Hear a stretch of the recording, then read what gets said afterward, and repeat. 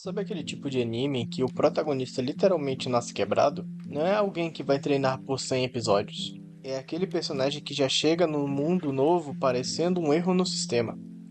E a verdade é que esse tipo de anime está ficando cada vez mais popular, principalmente o de reencarnação com protagonistas prodígios. Crianças absurdamente poderosas, reis demônios renascidos e personagens, mesmo que superestimados no começo, acabam esmagando todo mundo depois. Então hoje eu separei 10 animes de reencarnação com protagonistas prodígio, que valem a pena conhecer. Então já deixa o like, se inscreve no canal e bora pra lista. A gente começa com um anime que é mais leve e até um pouco mais previsível. Aqui a história acompanha um garoto que nasce com um nível aparentemente muito baixo de poder, por isso é abandonado pelos próprios pais. Só o que parecia fraqueza na verdade era o oposto. Ele era tão poderoso que ninguém entendia o que realmente estava vendo. Depois disso, ele acaba sendo escolhido por uma nova família. Conforme a história avança, fica claro que a magia dele cresce de forma assustadora. O detalhe é que ele prefere esconder isso. Ele não quer chamar atenção, não quer virar um herói, não quer entrar em uma guerra, ele só quer viver em paz. Mas como sempre acontece nesses animes, o perigo começa a aparecer. E esse garoto que só queria ficar de boa vai acabar tendo que usar todo o poder completamente desproporcional para proteger aqueles que estão ao redor dele. É aquele tipo de obra que entrega exatamente o que promete: protagonista apelão, momento de domínio total e uma vibe mais tranquila.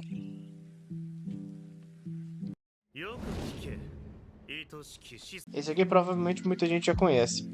E sinceramente, quando o assunto é protagonista prodígio em anime de reencarnação, é quase impossível não falar dele. A história de Nitor de Anos, o rei demônio que decide reencarnar no futuro depois de perceber que o mundo estava preso em conflitos intermináveis. A ideia dele era simples: voltar em mais uma era pacífica e recuperar o que era seu. Só que quando ele retorna, encontra um mundo completamente distorcido, com a própria história sendo contada errado. E pior, as pessoas ao redor dele estão tão baixo no nível dele que o que deveriam ser uma disputa vira praticamente humilhação. O mais divertido nesse anime é justamente isso. Anos não é só forte, ele é exageradamente forte. A obra não tenta esconder isso de nenhum momento, pelo contrário, ele abraça um absurdo e transforma cada confronto em uma demonstração de superioridade. 高校で再会したみーちゃんはそれっきり二度と学校に来なかった。まるで俺の前から姿を消すように。Agora a gente entra em um isekai mais clássico, com aquela estrutura de protagonista injustiçado, academia nobre, crescimento cercado por mistérios. O protagonista é Ryu. Ele é o garoto órfão, plebeu, visto como inferior por quase todo mundo ao redor. Só que por trás dessa imagem existe alguém muito mais poderoso e importante do que as pessoas imaginam. Depois de salvar a princesa, ele ganha a chance de entrar em uma academia de nobres, mesmo sendo o único plebeu ali. E isso já cria aquele choque clássico entre aparência e realidade. Todo mundo olha para ele como se ele fosse fraco, mas o espectador sabe que ele é muito acima da média. A história começa nessa linha mais escolar e política, mas logo cresce. Ryu é incriminado, perseguido e forçado a fugir. A partir daí, o anime sai daquele espaço mais fechado e abre caminho para uma jornada maior, com novos aliados, aventuras e descobertas sobre o próprio mundo. Este é um anime que mistura reencarnação, talento absurdo e uma trajetória bem típica de protagonista superestimado, que vai revelando seu verdadeiro peso aos poucos.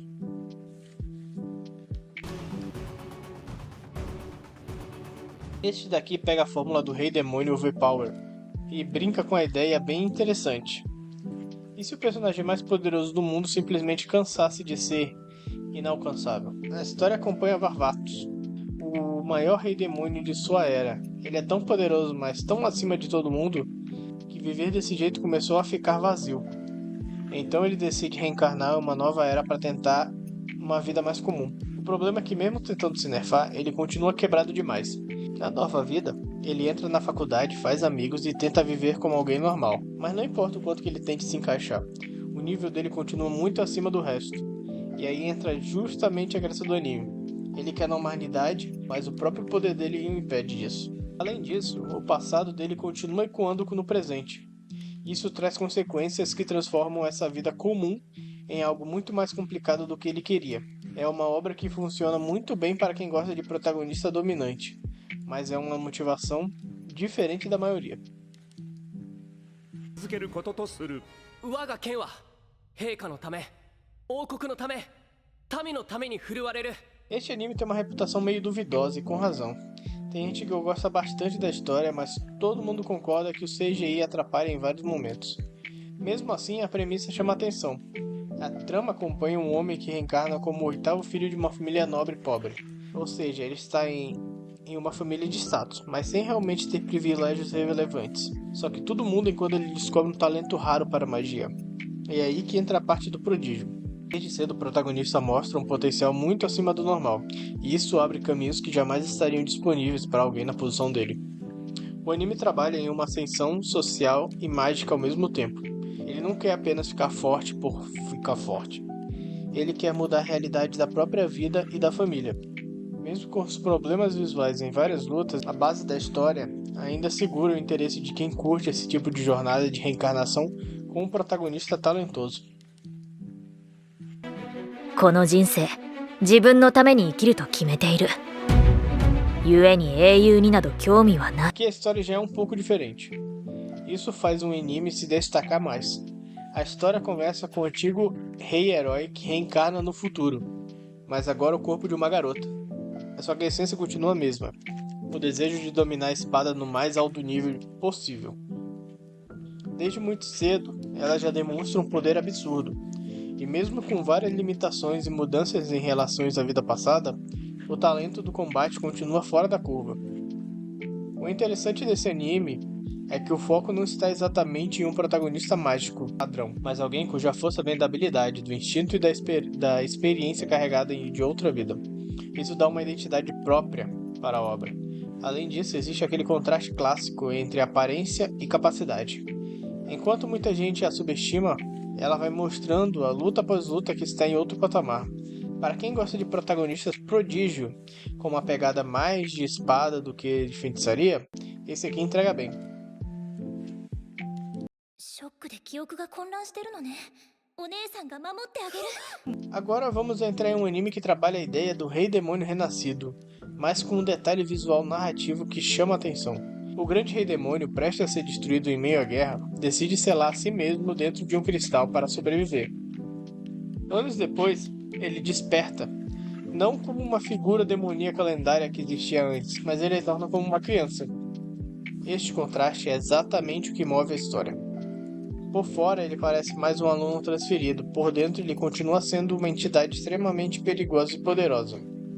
Então o anime entra naquela fórmula muito popular de personagem superestimado na escola, escondendo a própria força enquanto o público já sabe que ele pode destruir o que ele quiser. O clima da obra mistura academia, fantasia, combate e mistério sobre o passado desses personagens de um próprio grupo. Quem gosta desse tipo, novo aluno aparentemente inofensivo, mas absurdamente quebrado, esse anime se encaixa perfeitamente.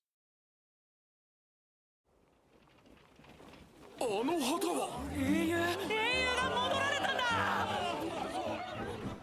Agora começa a parte dos títulos que chamam mais atenção por promessa. E esse aqui tem uma promessa muito forte. A protagonista Elaine, filha de dois nomes que já carregam peso por si só, um herói lendário e a rainha dos espíritos, ou seja, antes mesmo da história começar de verdade, já fica claro que ela herdou algo especial. E é absurdamente isso que o anime promete explorar.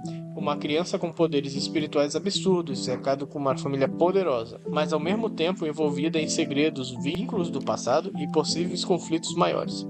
O que pode fazer esse anime se destacar é justamente a mistura entre poder exagerado e lado mais familiar, porque não parece ser só uma obra entre batalhas e domínio. Também existe uma chance de trabalhar o peso dessa herança, o laço com os pais e o impacto de esconder alguém algo tão especial do resto do mundo. 魔物にやられ、致死量の血を流しながら、私が思い出したのは。 Esse aqui tem uma base bem promissória, porque junta a reencarnação, identidade escondida e evolução do poder com um passado importante. A protagonista Fia tem um sonho de se tornar cavaleira.